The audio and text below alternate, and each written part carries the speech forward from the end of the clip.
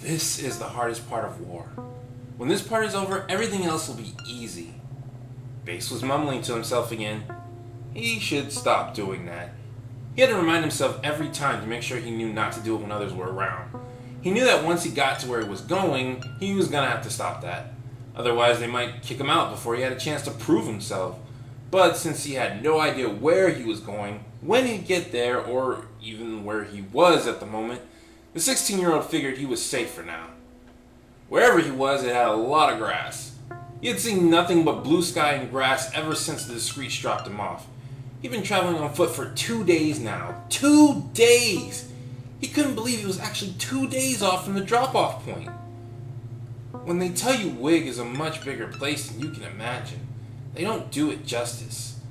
If only they would let us see a map for once in our lives. Baas was mumbling to himself again. He should stop doing that, but he was trying to keep his mind off his stomach.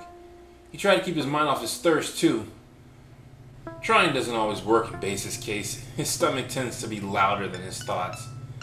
You'd think with all the training they give us, we'd be prepared for starvation. Then again, it's not so much the hunger as it is the thirst. A human can survive being hungry. Driving in water is just cruel. When it comes to hunger and thirst, thirst is worse.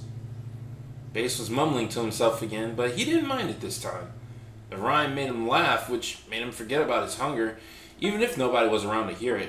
He laughed at his own jokes all the time at the center, so he was used to it. That moment of joy didn't last. His body began to remind his brain how much suffering it was going through. He put his hand on his agonizing stomach. Come on, Baas. Pull yourself together.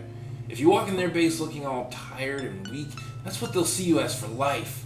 You're a leader, so act like it. Baas let out a little chuckle.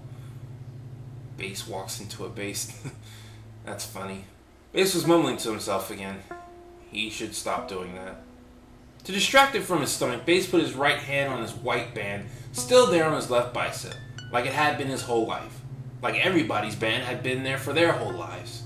He wondered if everybody matched their outfit like his did. Of course, he didn't have a choice. Even though it was Baas's outfit of choice, it was still mandatory to wear an all-white shirt and white pants when you leave the center. The possibility of getting killed otherwise was too high. When he was told this, he made a joke about being naked since he had fairly light-colored skin. He said the only thing that would be spotted was his brunette hair and maybe his blue eyes. He was the only one to laugh at that joke too. Well, except for Vadi. The next step in Baas's plan for distraction was trying to guess what color his band would turn once he got to where he was going. Statistically, it was most likely going to turn gold. Gold owned most of Wig and had the most people. They also had the most leaders. He always thought it would turn gold. He liked the thought of being part of the best. Soon the thought of his band left him. In the distance, he could see mountains. A loud moaning was made from Baas's mouth. This definitely would not make the trip easier. But he knew the best way to find the nearest base was to keep going straight. His stomach yelled at him to eat. His lips yelled at him to drink. His feet yelled at him to rest.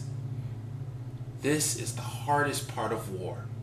Finding what country you're going to fight for.